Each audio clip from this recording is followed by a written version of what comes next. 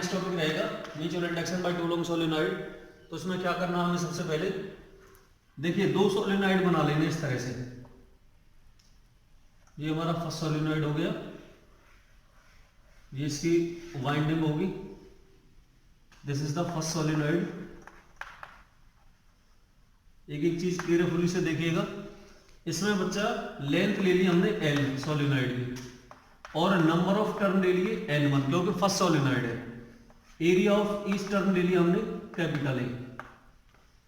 इस तरह से हमने क्या लिया, दूसरा solenoid, this is the another solenoid. और इसके टर्न एक दूसरे पर इस तरह से लपेटे हुए हैं, जैसे एक ये हो गया और दूसरे इसी के अंदर हो। जैसे हमारी वाइंडिंग वाली कॉपी होती है ना रोल, उसके जो पीछे की वाइंडिंग होती है वो एक दूसरे के अंदर रोल करा दें हम। This is the second solenoid.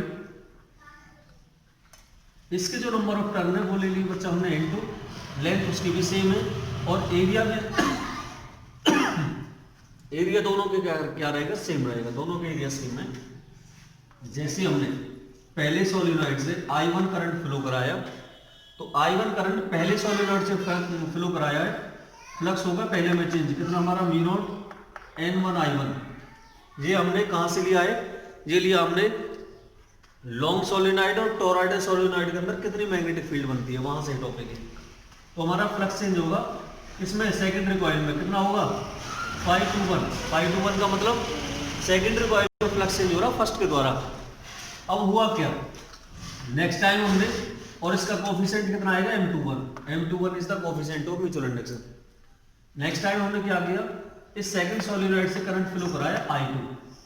जब सेकंड सोलेनॉइड से करंट फ्लो करेगा तो मैग्नेटिक फील्ड भी सेकंड में बनेगी, कितनी, म्यू नॉट N2 I2। और फ्लक्स चेंज होगा भैया फर्स्ट में, कौन सा, 512। म्यूचुअल इंडक्शन का कोफिशिएंट भी M12। 512 का मतलब क्या, फर्स्ट में चेंज होगा सेकंड के द्वारा, सेकंड के इफेक्ट से। तो हमें क्या करना है, यहां पर सबसे पहले इसके बारे में कुछ बताना है कि consider a suppose two coil first and second wrapped on each other separately, L be the length of the each solenoid and A be the area of the each turn. Suppose N1 be the number of turn in first solenoid and N2 be the number of turn in second solenoid. When current flowing through the first solenoid I1, so magnetic field B1 equal to mu naught N1 I1 produced due to the first solenoid, and magnetic flux 5 to 1 changes in second solenoid. Similarly, when I2 I1 current flow करा है, तो यहां लिखेंगे when current I1 flowing through the first solenoid, so magnetic flux कितना, 5 to 1 produced in second solenoid,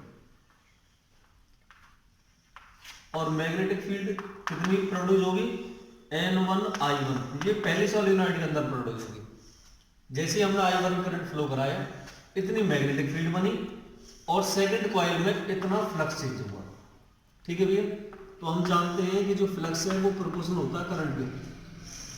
flux है हमारा 5 to 1 और current है हमारा I1। जैसे हम इस प्रोपोर्शनलिटी साइन को हटाएंगे, कांस्टेंट आएगा M21 और करंट आया हमारा I1। फर्स्ट इक्वेशन हमने क्या कर लिया, यहां से लेट कर लिया। बट वी नो दैट, एक फॉर्मूला और होता है हमारा फ्लक्स का, बट वी नो दैट हमारा जो फ्लक्स है वो प्रोपोर्शनल होता है B डॉट A। यदि हम फ्लक्स 5 to 1 की बात करते हैं तो B1 और A दोनों का एरिया है सेम है। इन दोनों में क्या होगा, यहां से एक टोटल नंबर ऑफ टर्न होते हैं जिसमें फ्लक्स चेंज होता है उस कॉइल के, total number of turn in secondary coil या सेकंड कॉइल 5 to 1। देखिए यहां से यदि हम N2 मानते हैं नंबर ऑफ टर्न, वो रहता है total number of turn per unit length. Total number of turn आते हैं हमारे N2L के। यदि पहली कॉइल की बात करेंगे तो N1 इक्वल टू N/L, वहां से N1L आ जाएगा। B1 की वैल्यू कितनी हमारी, वो वैल्यू रख देंगे हम B naught N1 I1, area A है, total number of turn capital L है। Five two one mu naught n1 i1 a, capital L की वैल्यू कितनी है बच्चा हमारी n2 है, तो 5 to 1 कितना आया यहाँ से मी नॉट n1 n2 को एक साथ ले लो i1 a और l। ये हमने अनदर फॉर्मूले से फ्लक्स निकाल लिया। फर्स्ट और सेकंड दोनों इक्वेशनों को क्या कर देंगे comparison, on comparing equation number first and second. ये दोनों साइड हमारी क्या है बराबर लेफ्ट हैंड, तो राइट हैंड साइड इक्वल कर दो। कितना होगा यहाँ से बच्चा m21 n2 में i1 equal to mu naught n1 n2 i1 a और l। i1 से i1 कैंसिल भैया, m21 हो जाएगा मी नॉट n1 n2 a और l। ये हमने क्या निकाल दिया म्यूचुअल इंडक्शन को कोएफिशिएंट निकाल दिया। यदि हम म्यूचुअल इंडक्शन पर यूनिट लेंथ लें तो कितना हो जाएगा मी नॉट n1 n2 a हो जाएगा, l क्या हो जाएगा इसकी कैंसिल। तो ये निकाला हमने म्यूचुअल इंडक्शन पर यूनिट लेंथ। बिल्कुल इसी तरह से यदि हम सेकेंडरी कॉइल से करंट फ्लो कराएं तो फ्लक्स चेंज होगा फर्स्ट कॉइल में, क्यों? क्योंकि मैग्नेटिक फील्ड बनेगी सेकेंडरी कॉइल में। यहां से हमने करंट दिया, पहले मैग्नेटिक फील्ड बनी, उसके बाद फ्लक्स चेंज हुआ। जो प्रोसेस हमने फर्स्ट से की थी वही प्रोसेस हम क्या कर रहे सेकंड से, तो यहां लिखेंगे सिमिलरली इसी तरह से व्हेन करंट, कितना करंट बच्चा I2 flowing through the secondary coil, so magnetic field, कितनी मैग्नेटिक फील्ड बनेगी B2 equal to mu naught N2 I2 produced in second solenoid and flux, कितना फ्लक्स भी है 512 चेंजेस इन फर्स्ट सोलेनॉइड। पहले solenoid में flux change हो गया इतना, मैग्नेटिक फील्ड बनेगी।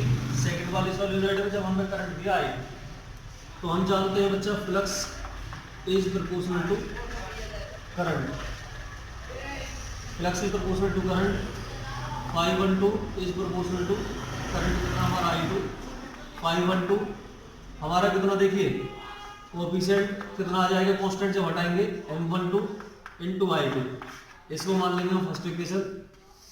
बट एक हमारा मैग्नेटिक फील्ड का फार्मूला होता है मैग्नेटिक फ्लक्स का, but we know that flux का फार्मूला होता है बच्चा B डॉट ए। यहाँ से यदि मैं 512 की बात करूँ तो फ्लक्स जो फ्लक्स 512 है वो किसके कारण हुआ है, सेकंड मैग्नेटिक फील्ड के कारण, सेकेंडरी कॉइल में जो मैग्नेटिक फील्ड है। और फर्स्ट के आ जाएंगे टोटल नंबर ऑफ टर्न, तो total number of turn in first solenoid, पहले सोलेनॉइड में कितने टोटल नंबर ऑफ टर्न है, यहां से बच्चा 512।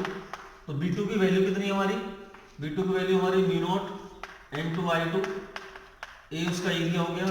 टोटल नंबर ऑफ टर्न देखिए, अब हम किसकी बात कर रहे हैं फर्स्ट की, तो यहाँ n1 आएगा, n1 equal to total number of turn per unit length. यदि मैं कैपिटल N निकालता हूं तो n1L, तो यहाँ से कैपिटल N आएगा, इसका वैल्यू रखेंगे हम मी नॉट N2 I2 इंटू ए, और इसकी वैल्यू कितनी हमारी n1L। बच्चों 512 की वैल्यू मी नॉट n1 n2 को एक साथ ले लो, कितना फिर हमारा I2 है, A और L है, और इसको मान लिया हमने कौन सी इक्वेशन, सेकंड इक्वेशन। कंपैरिजन कराएंगे बच्चों फर्स्ट और सेकंड की, दोनों की लेफ्ट हैंड साइड इक्वल है, राइट हैंड साइड इक्वल करिए। कितना होगा यहाँ से m12 बेस में ये into I2 equal to mu naught n1 n2 I2 A और L, I2 से I2 कैंसिल बच्चा, तो यहाँ से coefficient of mutual induction m12 me naught n1 n2 A और L। अच्छा, यहां से आपको ध्यान हो तो m12 और m21 दोनों की वैल्यू क्या आई थी हमारी, सेम आई थी, तो m मान लेंगे हम m12 और m21, और दोनों की वैल्यू कितनी आई हमारी मी नॉट n1 n2 A और L, ये आई हमारी। यदि हम पर यूनिट लेंथ में निकालते हैं m dash m upon L, तो वे वैल्यू कितनी आ जाएंगे n1 n2 और ए आ जाएगा, एल क्या हो जाएगा, कैंसिल हो जाएगा।